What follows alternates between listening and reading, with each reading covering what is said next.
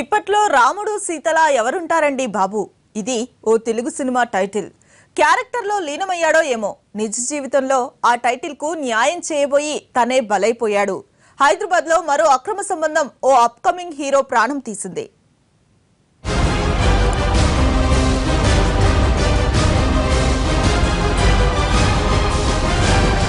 సినిమాలో నటించాలని, డాన్స్ మాస్టర్గా ఎదగాలని, హీరోగా స్థిరపడాలని కలలుగంటూ అనంతపురం జిల్లా గుంతకల్ నుంచి హైదరాబాద్కు వచ్చాడు ప్రశాంత్. కృష్ణానగర్ చుట్టూ చక్కర్లు కొడుతూ సినీ అవకాశాల కోసం పట్టుదలగా శ్రమించాడు. ఎన్నో ప్రయత్నాలు చేసి చివరికి ఇప్పట్లో రాముడిలా సీతలా ఎవరు ఉంటారండి బాబు అనే సినిమాలో అవకాశం దక్కించుకున్నాడు.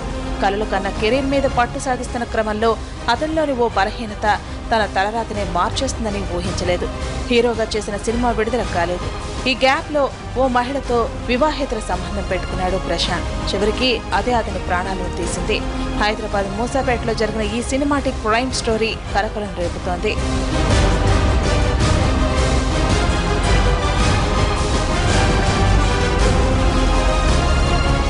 సినిమాల మీద ఉన్న విపరీతమైన వ్యామోహంతో ఇంటి నుంచి పారిపోయి హైదరాబాద్ వచ్చిన అనంతపురం జిల్లా వాసి ప్రశాంత్ ఎట్టకేలకు అవకాశం దక్కించుకున్నాడు.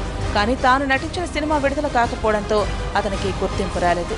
ఈ క్రమంలో ప్రశాంత్ కు మూసాపేటకు చెందిన బిందు అనే వివాహితతో పరిచయం ఏర్పడింది. భర్త ఊరెళ్లడంతో ప్రశాంత్ను ఇంటికి పిలిచింది బిందు. అదే సమయంలో బిందు బంధువులు వచ్చి తలుపు తట్టడంతో ఏం చేయాలో తోచక ఆమె చేయి కోసుకుంది. ఇది గమనించిన కుటుంబ సభ్యులు ఇంటికి తాళం వేసి ఆమెను ఆసుపత్రికి తరలించారు.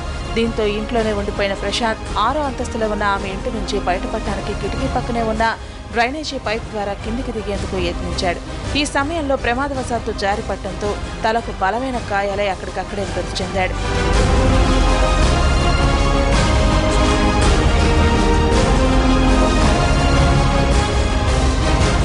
కెరీర్లో స్థిరపడుతున్న సమయంలో ఓ వీక్నెస్ ప్రశాంత్ ప్రాణాలను తీసేయడంతో పాటు ఓ మహిళ జీవితంలో చిచ్చు పెట్టింది. ఇప్పటికైనా అందరికీ అర్థమయ్యే ఉంటుంది, ఇప్పట్లోనే కాదు ఎప్పుడూ రాముడిలా సీతలానే ఉండాలండి బాబు అని.